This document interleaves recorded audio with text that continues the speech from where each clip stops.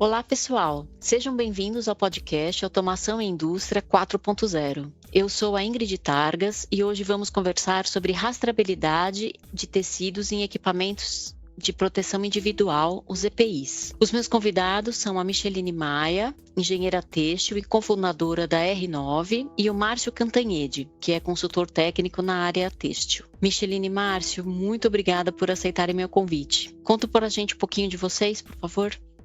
Micheline. Vai lá. Não, Márcio. A Márcio é uma entidade do texto, ele tem que começar. Vai lá. Quem sou eu? Bom, primeiramente é um prazer muito grande, Ingrid. Obrigado aí pelo convite. Um prazer enorme estar com vocês aqui, né? Estar com essa empresária espetacular que é a Micheline, que eu acompanhei durante alguns anos, toda a dedicação, todo o profissionalismo dela na R9 e me deixa muito feliz os resultados que já está se alcançando. Então isso é muito importante, né? Bom, como disse a Ingrid, meu nome é Márcio Cantanhede, né? Eu sou químico industrial, eu tenho 43 anos, vou dar uma resumida aqui na minha carreira. Tenho 43 anos na indústria têxtil, não é de idade. Comecei em pesquisa e desenvolvimento, sempre na área de fabricação de produtos para a indústria têxtil, né? Produtos químicos.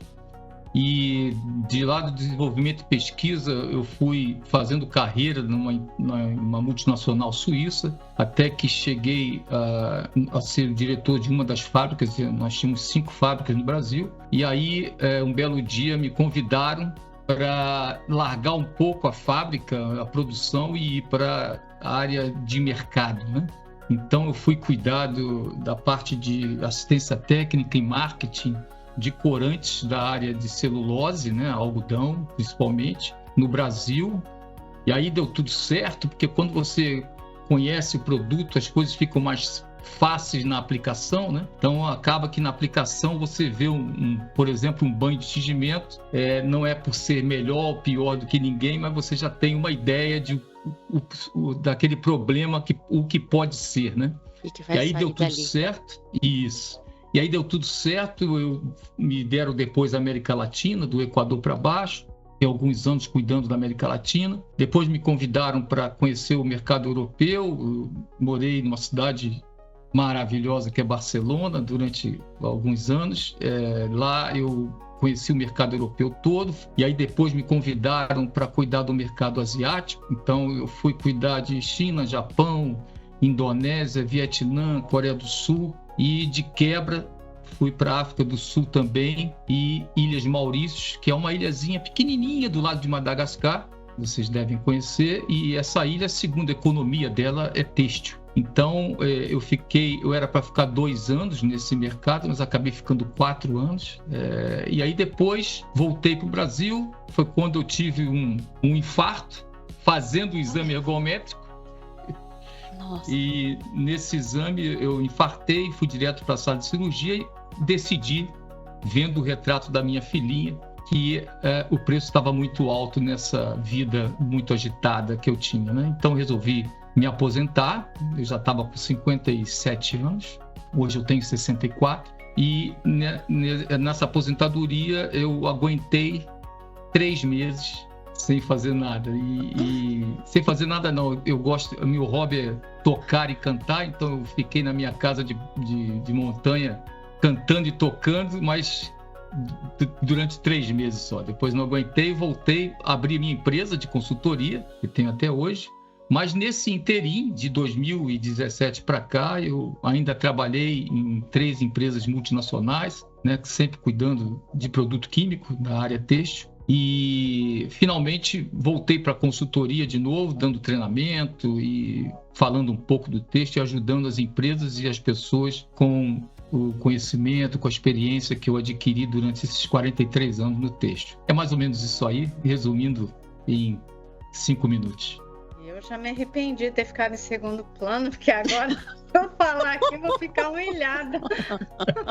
Misericórdia, eu sou... Nossa, eu não tenho essa trajetória nem de longe. Até abrir um parênteses aqui, eu conheci o Márcio através de um amigo, né? E eu lembro que quando eu conversei com esse colega, eu falei assim, ele nem vai me atender, porque o cara é muito gigante, ele não vai tirar minhas dúvidas.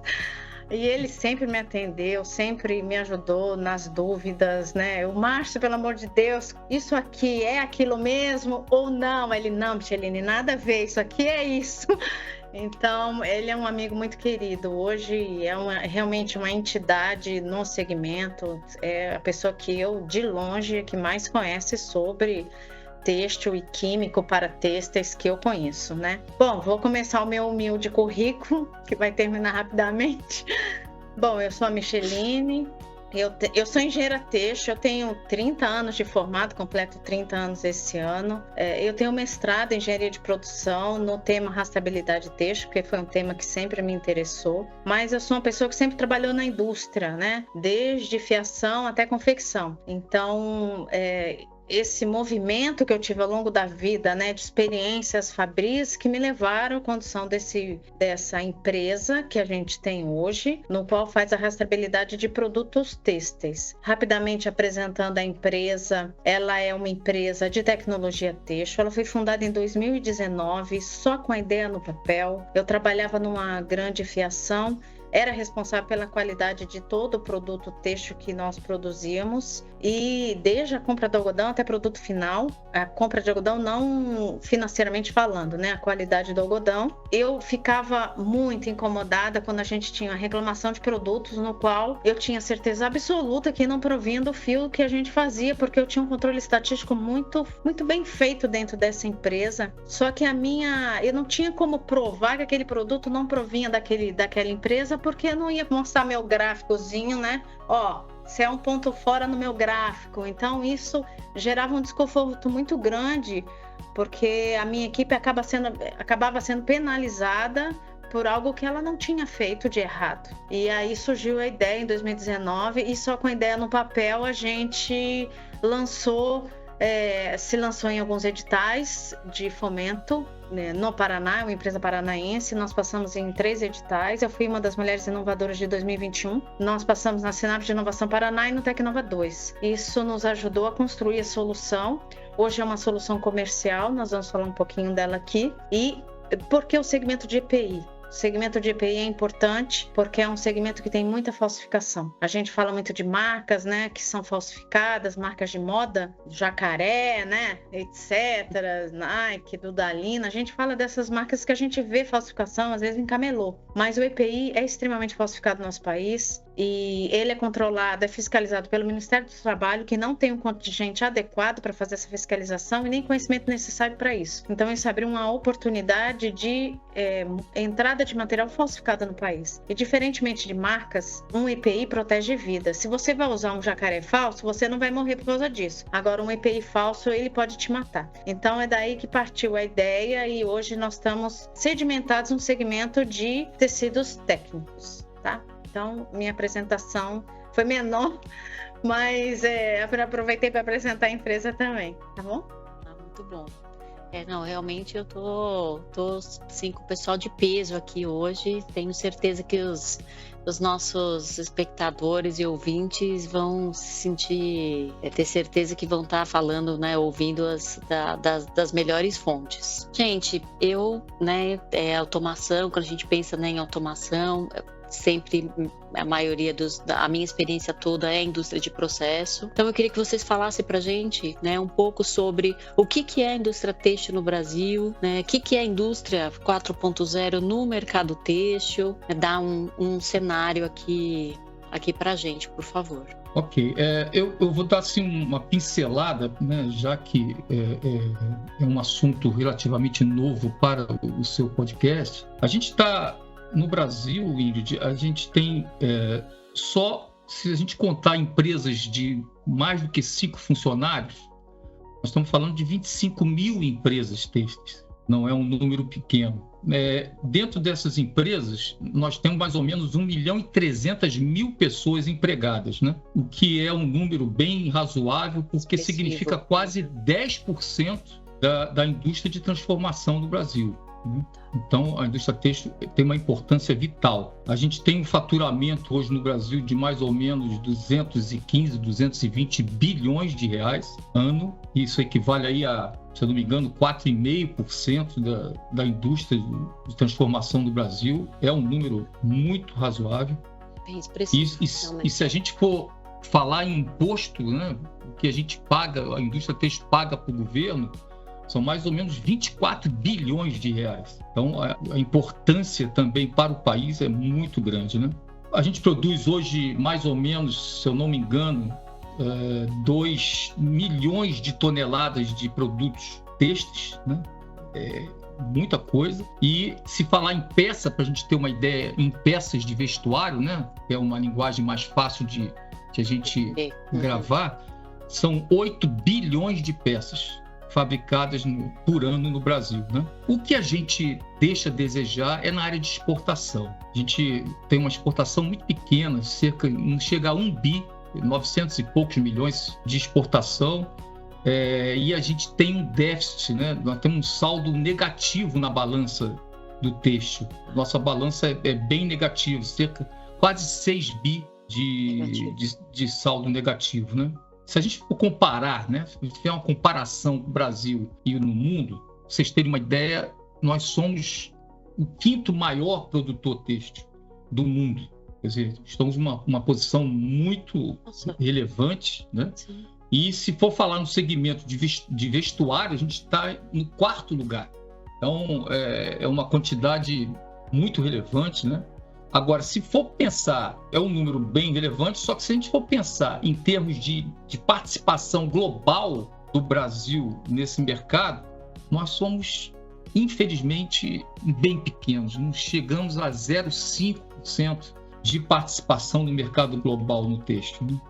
Isso o que significa dizer que a gente tem um espaço gigantesco para crescer, para ganhar competitividade, para ganhar produtividade, né? E se a gente for ver em termos, por exemplo, de indústria 4.0, eu diria para você que o Brasil ainda está engatinhando, não digo engateando, seria um pouco de exagero, porque se você for pensar na indústria têxtil, praticamente 80% da indústria têxtil no Brasil hoje já utiliza algum tipo de digitalização, né? O maquinário já vem com essa automação embarcada, né? Exatamente. Então tem muita coisa que a gente já tem, mas são coisas que não são muito... ela está, como você falou logo no início, antes do nosso podcast, no nosso bate-papo, você já tem as máquinas já automatizadas, né? Então isso não gera assim muita coisa nova, né? Você tem muito IoT, né, nas máquinas, né? Que é a internet das coisas, né? Integração de sistemas, sustentabilidade também já está se falando muito nisso no Brasil, isso é muito positivo, né? E a questão que é o que interessa aqui mais, da rastreabilidade, eu acho que a R9 e a Michelin, ela, com a R9 sendo representada, né, pela Michelin, ela tem um papel fundamental, porque é como a Michelin falou, nós estamos falando de vidas, nós estamos falando de uma coisa que não é nada supérfluo, né? Se você não tiver um EPI bem rastreado, adequado, nossa, você pode perder a vida, né? Então é uma coisa muito séria. Eu coloquei aqui como alguns desafios, eu fiz até uma colinha aqui, falando sobre os desafios que a gente tem na indústria têxtil, para vocês terem uma ideia. Primeiro é o seguinte, uma política de incentivo mais robusta, né? O Brasil peca muito, né, nos incentivos fiscais, nas linhas de crédito, principalmente na área de automação. A área de automação no têxtil, ela é muito precária em função de falta de incentivo. Isso é uma das coisas. Outro problema sério que a gente passa é a capacitação, né? Capacitação técnica. Hoje existe uma dificuldade gigantesca em mão de obra. Em todos os mercados a gente vê isso, né? Exatamente, em quase todos os mercados. No têxtil está muito séria a situação. Às vezes você quer eu conheço casos, só para dar um parênteses aí e ilustrar um pouco mais, uma empresa no Nordeste que precisava de 100 costureiras, abriu a concorrência e o pessoal não conseguiu as 100. Ela abriu um curso para costureira com mais de 500 pessoas para fechar o quadro. fechou o curso com as 500 pessoas. No final, grande parte delas não quiseram ir por causa ou do salário, ou porque iam perder Bolsa Família, coisas desse tipo. E acabou que a capacitação desse pessoal ficou muito deficitária. E isso acontece em qualquer área. Quando você fala especificamente na indústria 4.0, a coisa fica mais complicada ainda, né? Menos gente ainda, né? Assim, se capacitou ou está estudando para atuar nesse mercado, né? Então... E aí eu entro com um detalhe, é muito importante a gente falar nisso aqui, é sobre o Senai C-Ticket. Eu sou um fã número 1 do Senai C-Ticket e muita gente, Ingrid, a Micheline sabe disso, muitos empresários no Brasil, na área têxtil, sequer conhecem o Senai C-Ticket, né? Eu tive o grande prazer de participar de um programa que eles fizeram, chamado Programa de Desenvolvimento Setorial Têxtil, para fomentar a indústria têxtil no Brasil. E é um programa simplesmente espetacular. E o que a gente vê no Senai e muito pouca gente conhece. E é uma oportunidade nesse teu podcast de até mostrar um pouco, né, o que é o Senai. O Senai C-Ticket, ele tem um recurso tecnológico que eu, como tive a oportunidade de conhecer esse mundão afora, eu digo a você que é um dos primeiros do mundo, né? Eu só vi algo parecido na Alemanha. Então, além do Senai ele ter um recurso tecnológico e instrumental gigantesco, eles têm um recurso humano fantástico. Tem gente altamente gabaritada lá. Então, eu diria, até aproveitando esse teu programa, colocar isso para os empresários. Vão até o Senai C-Ticket, vocês vão se impressionar, e fora os programas que tem lá, né? Então, ele vai fazer parte de muito importante para o país, ele fazer parte dessa capacitação técnica que hoje é muito deficiente no Brasil, né? Tem um outro desafio grande, que é a questão da integração de toda a cadeia têxtil, desde o algodão até o produto feito, né? Não é nem o tecido, a calça, por exemplo, ou a camisa feita. Ok. Essa cadeia toda no Brasil, essa integração ela é muito prejudicada. Os setores dessa cadeia, eles são muito um pouco independentes demais, né? Você pega os países mais desenvolvidos nessa área, é tudo integrado, sabe? Então o Brasil precisa melhorar um pouco, né? Eu estou falando em algodão, aí fiação, tecelagem, beneficiamento, né? Acabamento, confecção, e agora a rastreabilidade dessa confecção, tudo isso precisa estar integrada. Então, esse é um ponto que o Brasil precisa melhorar muito. A quarta questão é a sustentabilidade, né? Prolongar muito essa fala inicial. Nossa sustentabilidade precisa ter mais atenção, né? Para a gente ganhar uma competitividade, um diferencial competitivo, né? Com a adoção de padrões internacionais, né? Para melhorar até a aceitação e a questão da exportação também, né? Porque esbarra em muitas dessas de não atendimento de normas, de padrões. Não vou nem dizer de qualidade, porque a gente tem a qualidade, mas é isso, às vezes são esses detalhes aí que estão exatamente isso, né? Então hoje você tem certificações como ZDHC, né, como Blue Sign, e que facilitam essa adequação do país para o mundo global, né, que é o que interessa. E uma coisa muito importante, talvez não possa dizer que seja a mais importante, mas tem uma relevância muito grande, a questão do custo do Brasil, né? O nosso custo hoje na área têxtil, ele é muito alto, né? Em função de muitas variáveis, em função de muitas dificuldades, em função de muitos impostos, né? A tributação é altíssima e tudo isso prejudica muito a nossa empresa, nosso mercado, setor têxtil, né? O mercado todo, né? Então isso abre uma porta gigantesca para que entre os produtos de fora, né, com custos mais baixos, como é o caso da China, né? A ABIT, que é a Associação Brasileira da Indústria Têxtil, através do nosso grande amigo Fernando Pimentel, que está fazendo um trabalho gigantesco de respeito a essa questão de custo Brasil, né? de tributação de produtos. A competição ela é totalmente covarde, né? Entra produtos aqui muito abaixo do nosso custo, e tenho certeza que subsidiado lá, eu posso dizer de cadeira, porque eu conheço alguns países que adotam isso aqui. Então, tudo isso faz com que a gente tenha esses desafios enormes, né? E, finalmente, um desafio que eu acho muito importante é a adequação nas nossas empresas como um todo, para a nova realidade. Estou falando de indústria 4.0.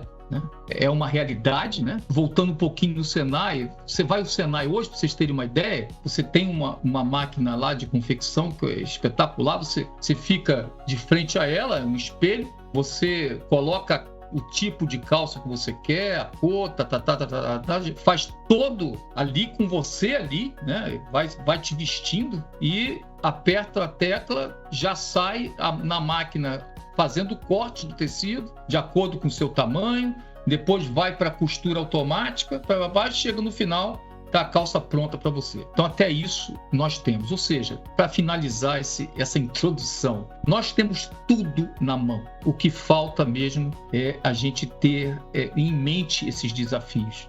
E hoje eu fico muito feliz de a gente estar aqui, porque um dos grandes desafios e um dos mais importantes está exatamente na rastreabilidade, para a gente salvar vidas. Uma coisa que eu achei espetacular na Micheline, logo que eu a conheci, foi por isso que me chamou muita atenção, ela como empresária, como uma startup, a preocupação dela, ela em momento nenhum, pelo menos comigo, ela não falava em dinheiro, em lucro, sabe? Ela falava em salvar vidas o tempo todo. A importância que tem esse projeto que ela vai explicar para a gente no mundo inteiro, né? É um projeto inovador realmente. Isso me chamou muito a atenção. Ela fala que eu sou o guru dela, é exatamente o oposto que eu acho.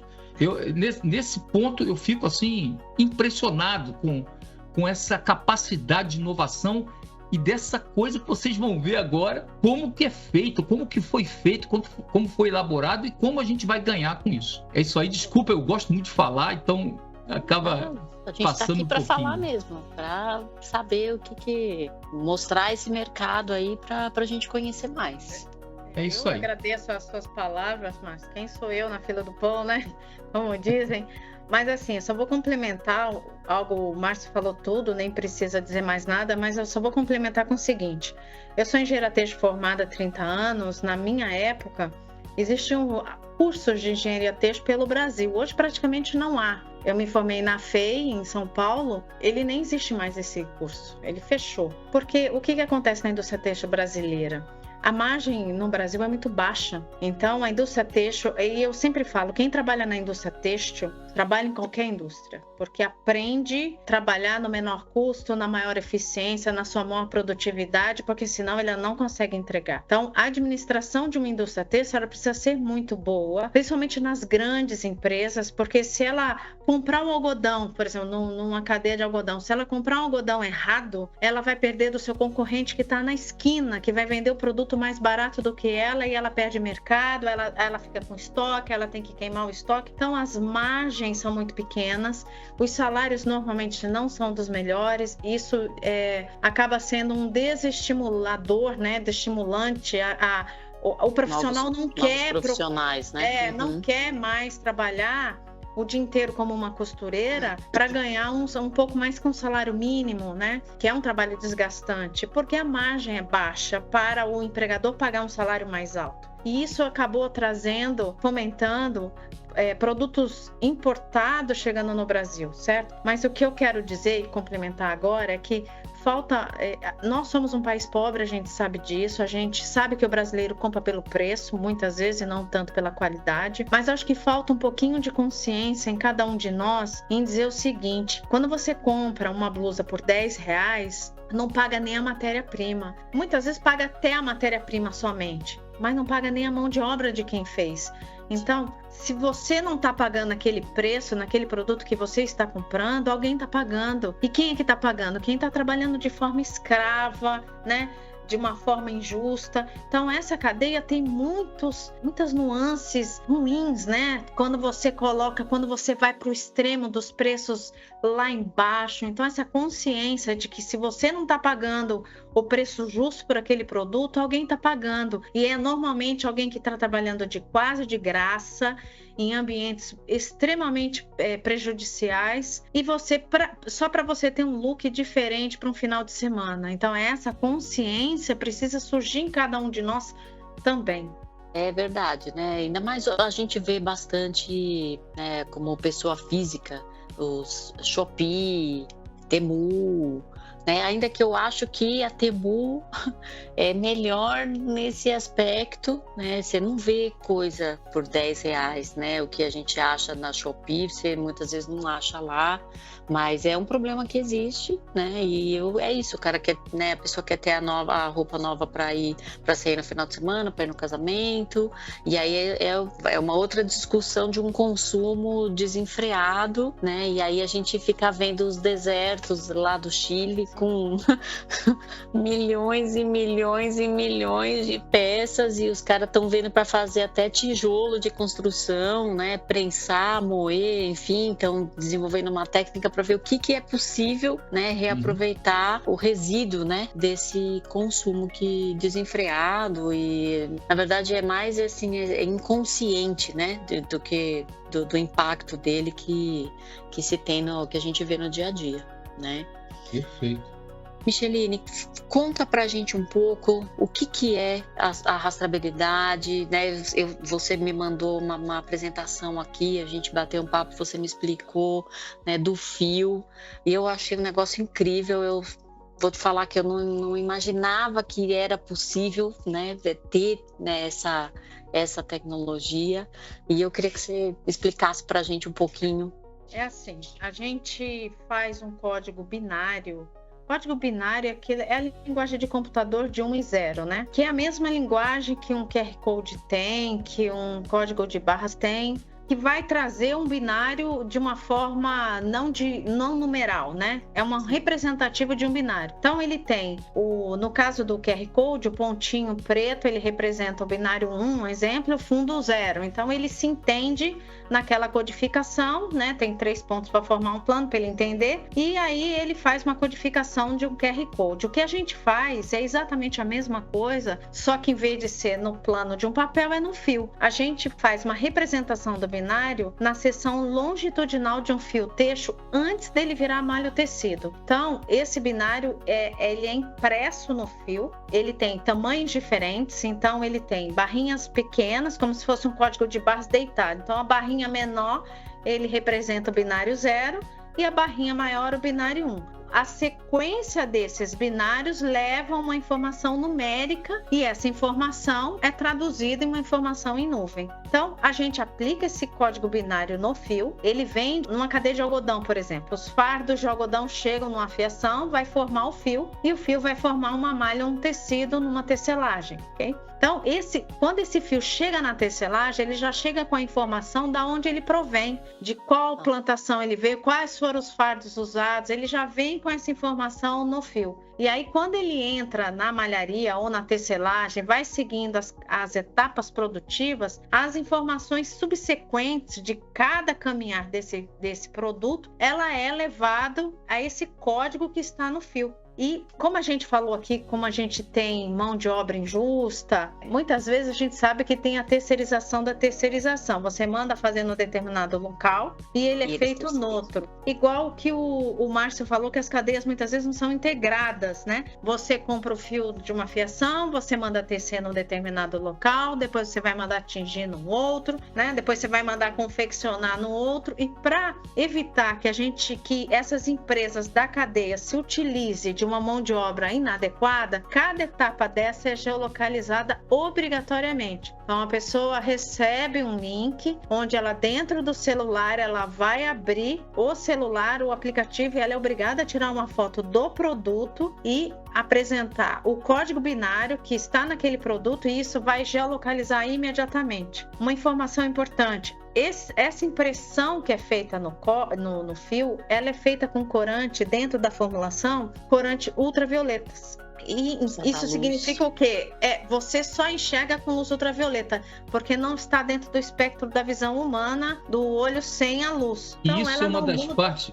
Perdão, Sheline. Isso é uma das partes, Ingrid, espetacular do projeto. Porque você vê uma malha, você vê uma camisa, uma polo, você não vê nada nela. Só com uma luz ultravioleta é que você vê os códigos. Né? Isso é sensacional, porque você não tem interferência na moda. Sim, a peça é a peça que a gente veria de qualquer maneira. Na balada, pode ser que mude. Isso é verdade. Mas você fez uma boa lembrança. Quando a gente começou a fazer, né, tirar a ideia do papel, minha filha fazia universidade na época, e eu fiz uma pesquisa perguntando se o fato de você ter um código que brilhasse numa balada, na luz UV de uma balada, que eu tô fora da pista há tantos anos, eu nem sei se tem luz UV ainda na balada, mas acho que tem. Eu também não. E aí o fato de Imagina ter uma luz... O fato de ter uma luz UV brilhando, um código brilhando numa camisa, porque elas são alguns códigos, né? Não é a camisa inteira que brilha. Se isso era agregadora ou desagregadora de valores, e 100% das pessoas disseram que isso era muito legal, porque além de tudo ele prova que aquele jacaré, por exemplo, que ele está usando é original. É o jacaré, entendeu? Mesmo. Isso, não é um que ele comprou no camelô. Então, isso foi algo que o jovem está preparado, né? De aceitar essa inovação com mais facilidade. Então, isso não é uma desagregadora de valor. E ela, se tiver a luz ultravioleta na balada, que é diferente da luz azul, porque tem só a luz azul. Se tiver a luz UV, ela vai mostrar o código, aí não tem jeito. Mas eu, na apresentação que você me mandou, tem umas fotos, né? Da luz e como que mostra o código, como que fica. Eu pensei realmente isso, né? Falei, nossa, deve ser uma coisa muito legal, e também isso, né? Você sabe que não é tipo jacaré, né? E a gente agora, só complementando, conversando com as concessionárias, nós entendemos que qual é a grande dor desse pessoal que usa EPI, principalmente quem trabalha em redes energizadas. O trabalho é externo, não é um trabalho interno, né? Então, aonde está esse funcionário? Se ele realmente está usando o EPI, se ele tem treinamento para aquela área classificada que ele está. Então, isso era uma dor que a gente foi ouvindo as concessionárias e entendendo como que a gente poderia resolver isso. Porque uma coisa é o tecido falsificado, que depois a gente vai entrar no mérito e explicar exatamente como que faz a separação. E a outra questão era, além de ele estar usando uma EPI original que o protege, como ele está sendo cuidado, né, como ser humano, de estar protegido com EPI correto, na área correta, né? E aí a gente criou umas etiquetas que chama-se Trace Tag, onde elas são etiquetas simples, que vão no EPI, e elas são individuais. Então, cada EPI tem seu número de série único, informando quem é o dono daquele EPI, que treinamento que ele tem, ficha médica daquele... Ficha toda.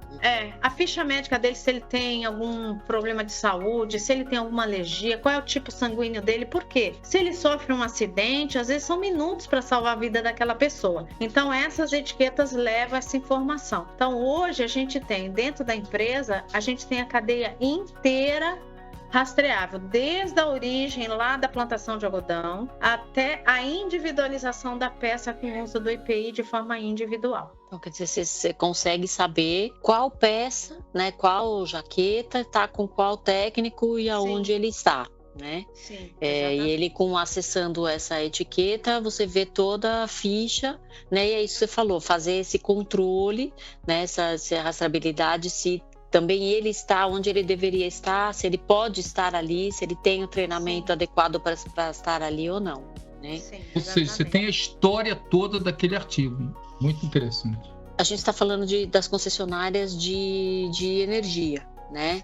Nesse exemplo específico. E para a indústria? Assim, quando a gente pensa em salas elétricas, né? Eu visito bastante as indústrias, a gente vê, né? usa muitas vezes essa jaqueta para fazer visita, especialmente se você vai nos CCMs, nas salas elétricas, é obrigatório, né, usar. Obviamente, eu não tenho a minha, eu tenho o meu kit básico, eu tenho minha bota, eu tenho meu óculos, eu tenho meu capacete. Essas jaquetas, de maneira geral, eu não tenho, eu uso do cliente, eles sempre têm lá algumas extras. A indústria, ela tem usado também dessa tecnologia, Micheline? A gente está conseguindo permear por não só empresas que usam, né, que utilizam, fazem serviço em redes energizadas, mas também as empresas que têm dentro do seu quadro de funcionários pessoas que precisam usar EPIs para redes energizadas internas, né, eletricistas que trabalham dentro da operação. A grande questão principal, Ingrid, que pega é que muita gente não tem ideia, e não tem mesmo ideia, de que este é um produto extremamente falsificado. E quando eu falo isso para as pessoas, elas ficam chocadas. Quando eu falo isso para a ponta, que é o consumidor que usa, porque na cabeça delas jamais vai passar que alguém possa falsificar um produto que pode proteger um funcionário risco de vida, né? Claro. Isso jamais passa na cabeça. Então, o que a gente faz hoje é fazer uma divulgação sobre você hoje tem tecnologia para proteger o teu funcionário e lembrar que a cadeia, ela é solidária, não tem jeito. Se o funcionário lá da ponta sofre um acidente elétrico e morre porque ele está usando uma vestimenta falsa, o dono da empresa é responsável, quem fez a vestimenta também é. Todo mundo da cadeia é solidário. Todo mundo, exatamente. Então, isso precisa parar de acontecer. Então, é importante a divulgação. E é o que a gente faz ao longo do ano, é o que a gente faz bastante, que é alertar as pessoas em busca de uma tecnologia que ajude para isso. Pensando assim num cenário, né, global, como que é essa rastreabilidade? Existe isso fora do Brasil? Já é uma tecnologia utilizada? É uma coisa que a gente tem aqui e está divulgando? Como que é isso? Conta um pouquinho pra gente. Quer falar um pouquinho, Márcio, sobre o mundo? Eu diria o seguinte. Não, eu diria o seguinte, esse tipo de rastreabilidade colocado e inventado pela R9, eu sinceramente não vi em lugar nenhum do mundo. Nenhum lugar do mundo eu vi isso. Eu vi coisas longe de ser semelhantes, mas que tinham o objetivo de rastrear através de uma etiqueta, aí eu já vi muitos, mas esse tipo nunca vi. Em termos de tecnologia, é a mais avançada que eu conheço, não tem outra igual. É porque o que acontece? O Márcio fez uma boa lembrança agora. O que acontece? Normalmente o pessoal usa RFID, né?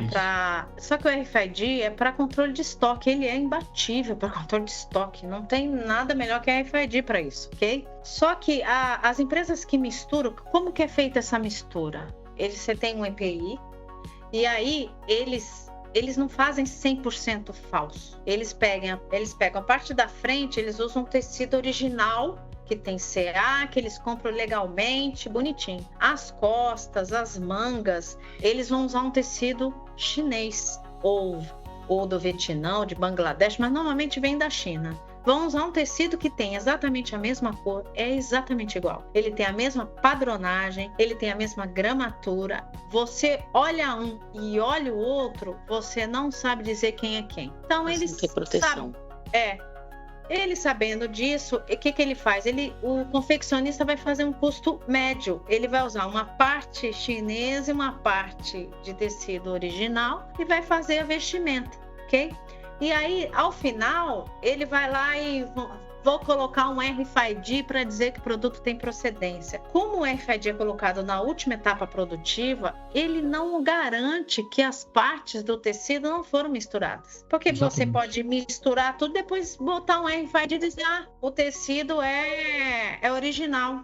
Entendeu? Então, acabou-se criando alguns subterfúgios de rastreabilidade para poder dizer que aquele produto é original e, na verdade, não é. Isso não vale só para EPI. Não adianta você falsificar um jacaré e depois botar um RFID na ponta, porque é só uma etiqueta. Então, tudo que você coloca na etapa final não serve para garantir a originalidade do produto. Não tem como, não vai garantir, tá? Existem algumas empresas que fazem rastreabilidade de outra forma. Tem empresas que usam isótopos, né? O Márcio vai poder mensurar essa questão de isótopos aí para você muito melhor do que eu. Eu não sou química, o Márcio vai poder dizer, mas eles usam isótopos, usam DNA da fibra. Qual é a diferença dessa tecnologia para a minha? Eu considero duas muito básicas. Primeiro, preço. O custo é muito alto para você ter isso na cadeia, né? Imagina você ter um DNA modificado só para o teu produto. Isso é impossível. Tão é impossível que quem faz isso, ele vai ter que estar junto com vários para poder ele ser minimamente viável. Então, ele não vai fazer uma modificação de DNA só para aquela empresa. Ele vai fazer para essa e para todas as outras que estão junto naquela mistura, por exemplo, de algodão. Então, tá todo mundo no mesmo barco. Então, você tá com o mesmo DNA de um colega, de uma outra empresa. Então, qual é a vantagem? Se ele fizer uma bobagem, vai sujar o teu DNA também. Então, você não separa o A do B, entendeu? Então, essas são algumas tecnologias que existem no mundo que, primeiro, são muito caras. Você precisa de um laboratório específico que fica lá não sei aonde. Aí você vai mandar uma amostra para tirar a conclusão que aquele é original, vai fazer uma análise caríssima e as outras 359 mil que ficaram para trás. Você não testa, com uma amostra você quer garantir todo o lote. Então, esse é o problema, né? Então, com a nossa tecnologia, a gente colocando no fio, e a gente hoje tem ela em duas grandes tecelagens, uma delas coloca o código com 15 centímetros de distância. Então, não importa onde ele vai estar, se ele vai estar na gola, no bolso, na manga, não importa. Ele vai estar sempre em algum lugar da peça no qual evita que o confeccionista misture peças que possam matar uma pessoa, gente. E morre mesmo. Imagina, você pegou um arco elétrico, não importa se só tem na frente, você precisa da proteção como um todo, né? Uma exposição, eu até comentei com o Márcio, isso, num caso de acidente, né? Hoje, acho que a primeira coisa que se olha é se o funcionário estava usando ou não o EPI, né? Eu não sei até que ponto se pega este EPI e ver se ele era realmente estava cumprindo, né, o seu papel ou não. Não sei como que fica isso ao longo, né, de uma investigação num caso de acidente, mas é chocante realmente imaginar, porque foi o que você falou, eu comprei uma camisa tipo Dudalina, eu não vou morrer. Talvez eu tenha uma alergiazinha aqui, a tinta pode não ser o melhor e tal, mas um EPI você veste e realmente acredita, né, que aquilo vai te proteger, frente, verso, mangas, né, tudo que você precisa.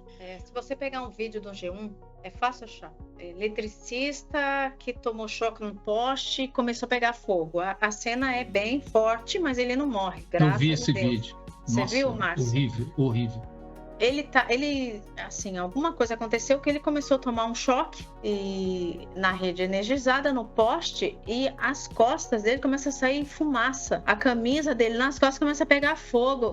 E ele tem queimadura de 2º grau nas costas, porque a camisa não o protegeu. Então, claro, a gente aqui não pode dizer aquela camisa é falsificada, mas tudo indica pelo vídeo de que ali há uma mistura de material. Já teve gente que morreu, teve gente que perdeu braços. Agora, é inaceitável, né, Márcio, que uma pessoa saia da sua casa, vá trabalhar e morra ou sofra um acidente com uma lesão irreversível por causa de lucro de uma empresa que quer fazer custo médio. Isso é inaceitável, a gente não pode permitir um negócio desse. E por isso que nós estamos aqui divulgando que há tecnologia para isso. Isso foi uma das coisas que mais me motivou a estar com vocês aqui, que é uma causa, Ingrid, a causa é muito, muito valiosa. Muito valiosa, muito importante, e ela não pode ser deixada de se falar, de se divulgar, né? E você, nesse ponto, você está fazendo um papel muito importante nisso também, ajudando a gente a divulgar esse tipo de coisa, entendeu? Muito bacana. Gente, e assim, pensando no Brasil, né? Quais os objetivos, né, que a gente tem com essa digitalização? Como que vocês veem isso?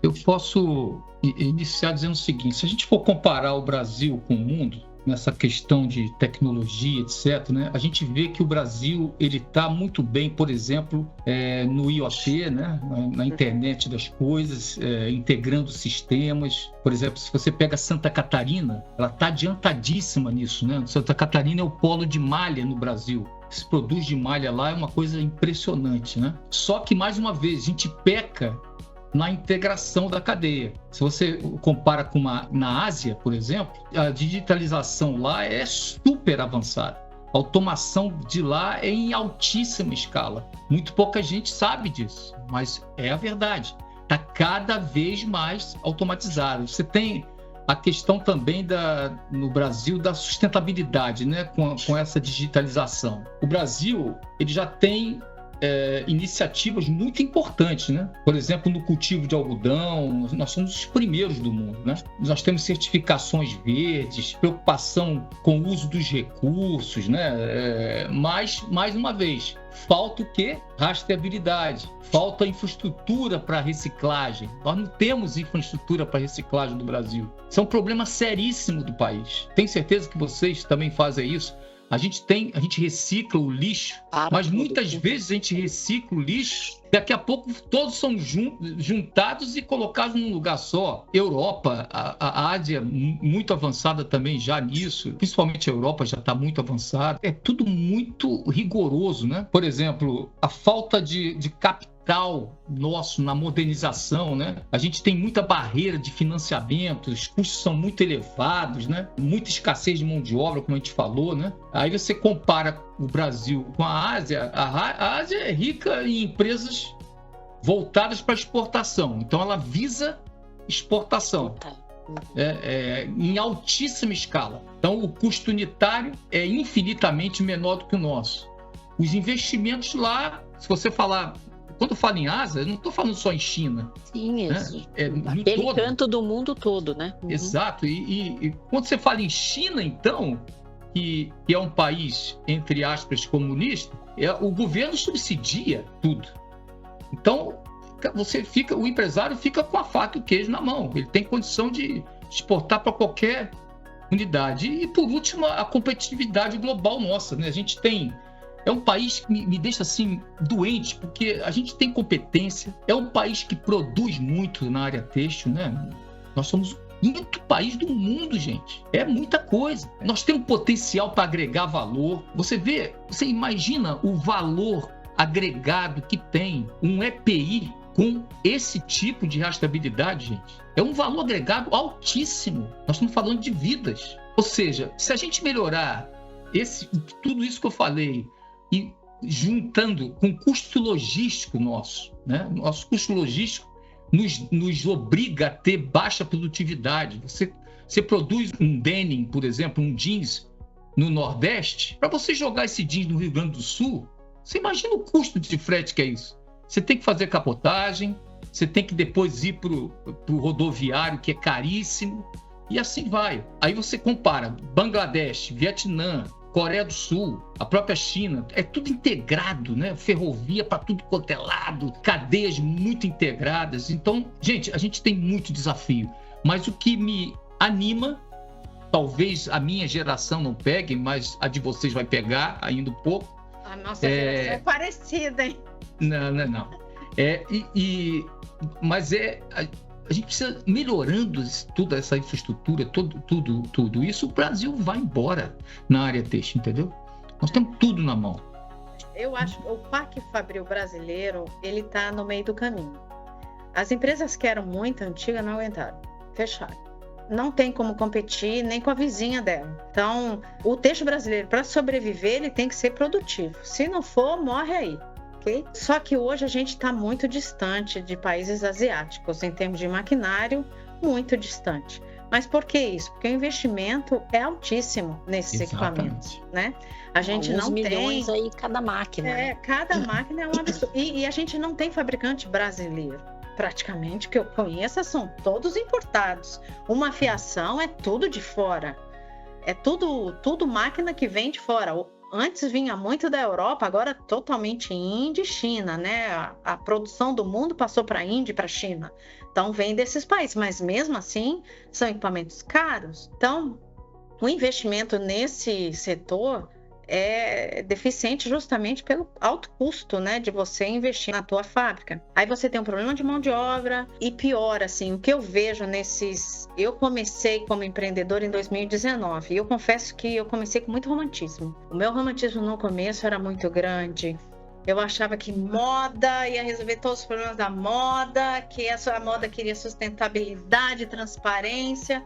O que eu vi ao longo desse caminho é que a indústria, né, as cabeças pensantes e as pessoas que têm a caneta na mão das indústrias têxteis brasileiras querem inovação, mas têm medo dela, por alguns motivos. Acham que é muito cara, o investimento acaba não dando o retorno que eles esperam que deem. Eles têm medo de alguns níveis de transparência que a inovação pode dar, porque eles não têm todos os processos perfeitos, ajustados, mapeados. Muitas vezes eles acham que é uma coisa, mas quando vai ver ali na ponta do lápis está bem diferente. Então eles têm medo de um tiro no pé. Então o nível de transparência que uma inovação pode trazer muitas vezes assusta. Então, mas o que eu vejo principalmente é que a indústria têxtil brasileira, ela precisa ter pessoas que entendam a inovação como algo que realmente agregue àquela empresa, mas talvez não agora, mas que é o único caminho possível para um futuro viável. Se ela não pensar isso agora, alguém vai pensar e vai tomar o lugar dela, né? Então, essas cabeças, elas precisam estar mais abertas à inovação. E eu vejo que a indústria têxtil ainda está muito aquém disso. Você vai ver muita gente falando de inovação em segmentos de medicina. Quando você fala de medicina, quando você fala de produtos farmacêuticos, automobilístico, né?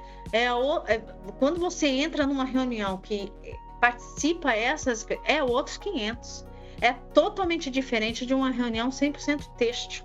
Então, falta um pouco de abertura de mentalidade também para aceitar a inovação como algo que vai agregar valor em algum momento.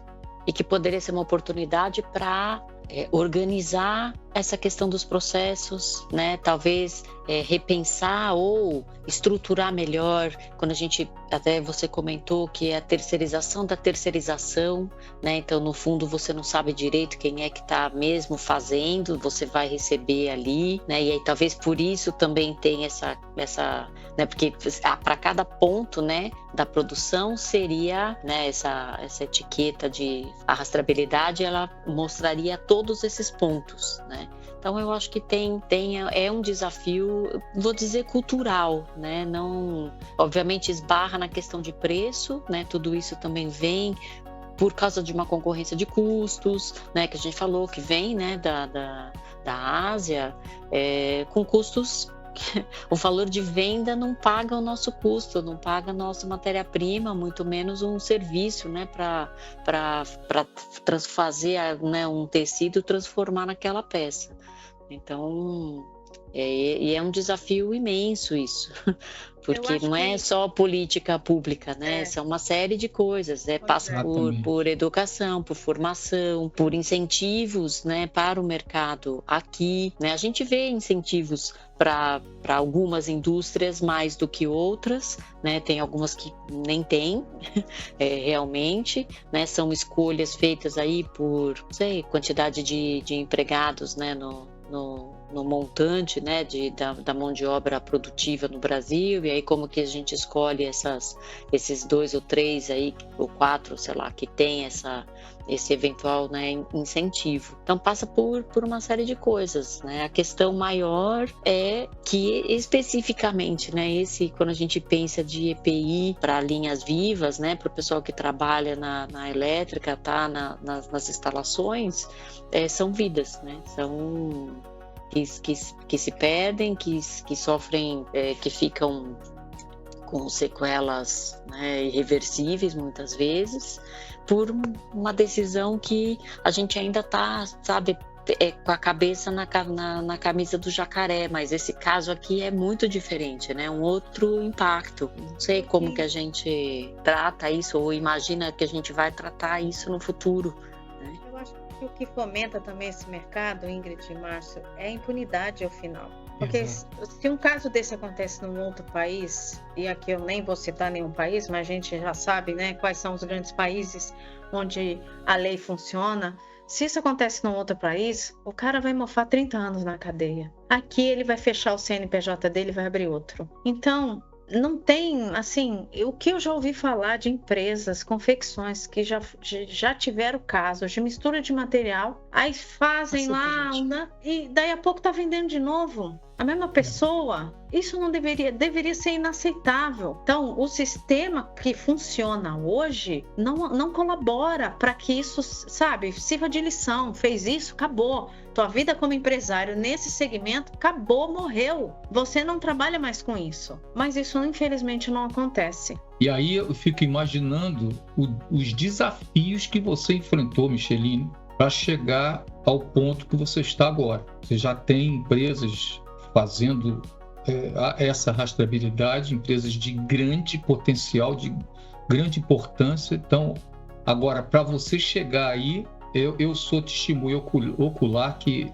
não foi brincadeira, porque são barreiras que estão completamente fora da normalidade, né? Esse é que é o problema. A gente está, como ela falou, a impunidade é muito grande, é uma coisa que a gente não tem para onde recorrer. Uma coisa muito séria no Brasil. É um desafio gigantesco mesmo. Mas a gente chega lá, viu?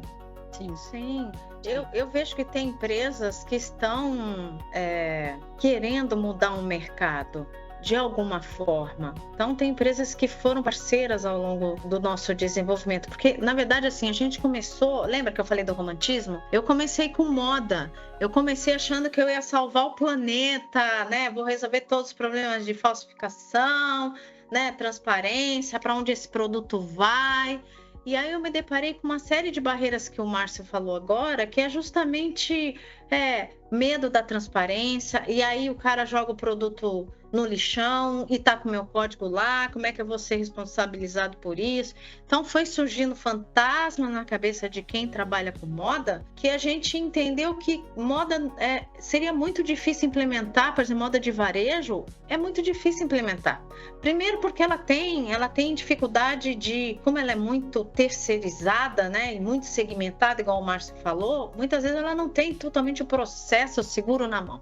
Às vezes ela tem alguma coisa que escapou ali, entendeu? E num desse que escapou, ela pode ter um problema de mostrar que um produto dela foi parar num aterro sanitário indevido, por exemplo.